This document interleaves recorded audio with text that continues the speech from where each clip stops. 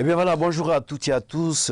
Très heureux de vous retrouver sur TM2, sur Telegram, pour parler de l'école malienne, et ce à la faveur de la rentrée scolaire 2018-2019.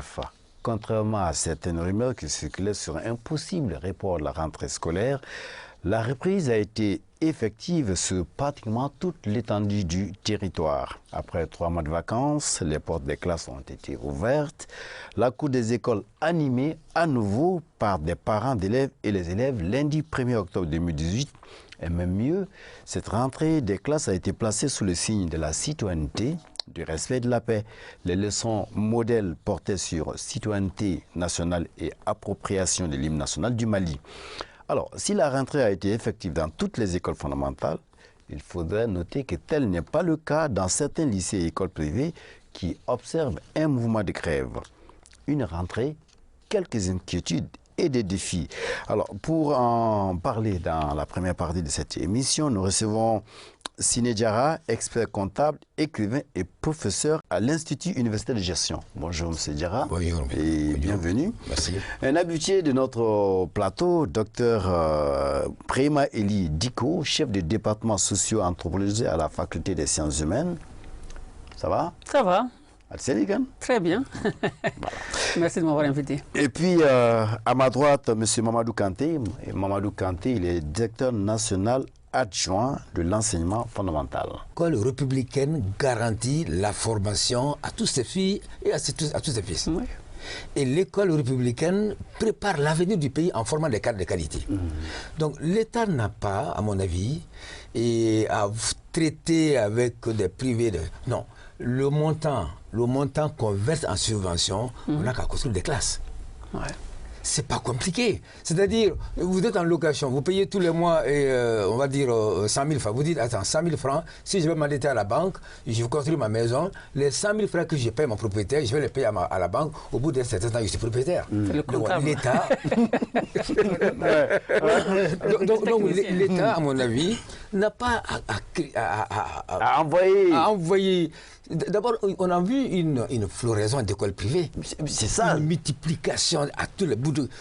partout, il y a des lycées. C'est devenu, comme quelqu'un le disait, les boutiques de soirées à tous les coins de rue. C'est des écoles. Alors, donc, ça veut dire que c'était quelque chose, comme il a dit, un business, que je ne veux pas lui dire le mot, mais c'est un business. Et que ce business tue l'avenir des enfants. Absolument. Ce business met l'avenir du pays en danger. Aujourd'hui, nous, au Mali, aujourd'hui, ce n'est pas une fierté de le dire, mais on va se soigner en Tunisie. Pourquoi? Ouais. On va se soigner en France. Pourquoi? À Dakar, pourquoi? On pense qu'on n'a pas d'école supérieure de qualité. On envoie nos enfants en Tunisie, au Maroc. Pourquoi?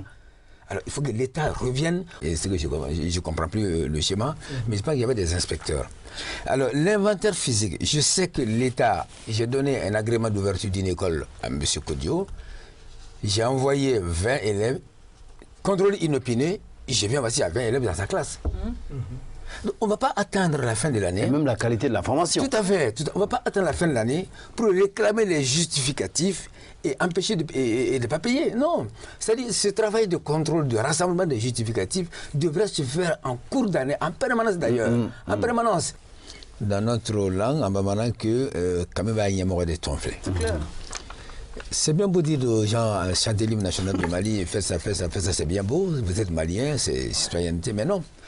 Et chaque matin, ce que le gars te dit de faire, le père fait le contraire devant toi. La maman fait le contraire devant toi tous les jours. Et tu sors dans la rue, ce qu'on t'a dit en classe, tu vois le contraire. Alors, où est la citoyenneté? T'es contrarié. Mais voilà. Ouais. Donc, en ce moment, je vais vous dire quelque chose. Une fois, cette année, j'ai une fille qui a 13 ans. Elle me pose la question, papa, c'est quoi l'état d'urgence? Je lui ai expliqué que c'est un état où la définition classique. Oui, les libertés sont limitées. Alors, et elle me dit, mais rien n'a changé. Rien n'a changé. Les gens font la fête, les gens font... Rien n'a changé. Pourquoi on n'a pas changé? Alors, j'ai dit, il fallait que je trouve maintenant quelque chose pour lui dire que ce que j'ai dit est vrai, même si c'est contraire à ce qu'elle voit. Alors, voyez-vous, donc on ne peut pas tout le temps ramener... Au Mali, on fait trop de poussalaka. On fait trop de... Saupoudrail. On croit qu'en faisant ça, on a été bien, citoyenneté, on a été... Il n'y a pas de bâton. On n'a rien fait. Donc, je termine pour vous dire que il a dit que ce sont des actions quotidiennes. Absolument. Et puis, les gens n'entendent pas le discours. Les gens voient les actions concrètes. Mais on vous dit, le policier vous dit, arrêtez au feu. Mais lui-même, il vient, il passe au feu. Ben oui.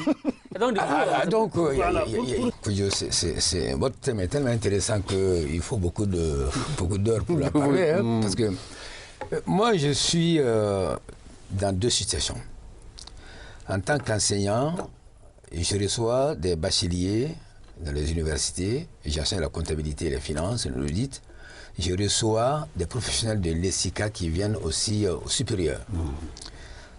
Et là, le constat, c'est catastrophique. Pas de niveau. C'est-à-dire, vous trouvez quelqu'un qui ne peut même pas traiter un sujet de comptabilité parce qu'il ne comprend même pas le texte dans lequel est écrit le sujet. La langue, le français. Voilà. Alors, donc, il y a un problème. On essaye de redresser, je dis tout le temps, on n'est pas dans une classe de grammaire ou de français. Dommage, on va continuer comme ça. Mais je ne peux pas redresser cette base parce que la base est fausse là-bas. Là. Ça veut dire que ces gens qui arrivent au sommet, qui arrivent à la faculté, qui ne savent pas lire, comprendre un texte, ben ça veut dire qu'ils n'ont pas fait de lecture. Mais comment ils arrivent à ce niveau? Comment ils arrivent? Il va nous expliquer, monsieur le directeur. Parce que pour arriver là, tout à fait. Il y a le DF, il y a l'examen il y avait le CEP, il y avait le DEP, il y a même le concours d'entrée à l'UG. Il y a même le concours d'entrée à l'UG. Alors, comment une personne... Très bien. Et c'est vrai que le débat est tellement intéressant qu'on peut rester à en parler. Le deuxième niveau, en tant qu'employeur, parce que je suis dans un cabinet de comptabilité où j'emploie peut-être une dizaine de personnes, où nous recevons des dossiers de recrutement pour les entreprises. Alors, quand vous prenez nos sortants en entretien de recrutement, en concours de recrutement ou en examen de recrutement, là aussi, c'est catastrophique. Donc, du coup, et moi, je pense que j'ai essayé d'expliquer à mon niveau, je reviens et je mets tout à la base. Parce que l'école fondamentale, c'est le sous-bassement. L'école fondamentale. Il faut que, quand Modibo Keïta a fait la réforme, il a laissé les CP1, CP2, il est allé dans l'école fondamentale, c'est le sous-bassement de la construction de la personnalité, de la construction du cadre. Quand quelqu'un est mal formé là-bas, on peut rectifier en haut. Un bâtiment dont le sous-bassement est mal fait ne peut pas supporter 2 étages. Hein? C'est pas possible. Alors, donc le sous-bassement est mal fait. C'est quoi ce sous-bassement? Pour moi, une école qui forme bien des cadres, c'est 4 choses. Il faut d'abord des infrastructures adaptées, des locaux. Mais quand vous êtes 80, le ratio élève par enseignant, quand vous êtes dans une classe où vous avez 90 pour un enseignant, bonjour les dégâts, vous ne pourrez jamais attirer l'attention de tout.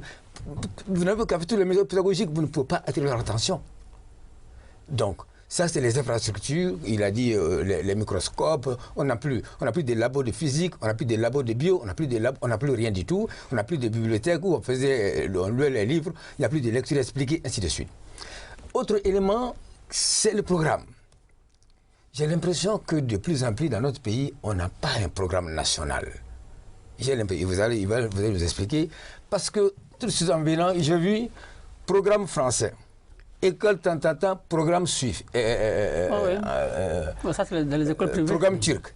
Tant, programme français. Tant, programme anglais. Tant, programme. J'ai l'impression que l'État, comme il a dit, l'État n'a même pas de programme pour ses enfants. L'école républicaine. L'école qui bâtit l'avenir du pays, l'école qui doit former des filles qui vont penser l'avenir du pays, n'a pas de programme. Or, c'est dans le programme qu'on dessine le type de Malien qu'on veut voir dans 10, dans 20, dans 30 ans. Mais si on n'a même pas de programme clairement établi, la base est toujours fausse.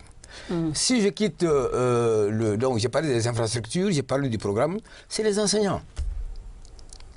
Le maître, il doit savoir que lui, il est un bâtisseur du futur. Que son comportement est un modèle. Et que lui, Chacun de nous, on s'est du maître Miguel Join, on le disait tous. Oui, je vais être comme lui. Voilà, donc le maître est le modèle, il était le modèle, il doit être le modèle, il doit rester le modèle. Et donc lui, dans son comportement de tous les jours, dans son langage, dans sa tenue vestimentaire, dans ses rapports de courtoisie avec les élèves, l'écart est toujours là, il montre que c'est le modèle. Et donc, si l'école, au bout de tout ça, on va avoir des enfants qui s'approprient des valeurs de la société, qui deviennent des personnes utilisables. Moi, je pense que si cette base n'est pas restaurée, ce n'est pas à l'université qu'on va adresser.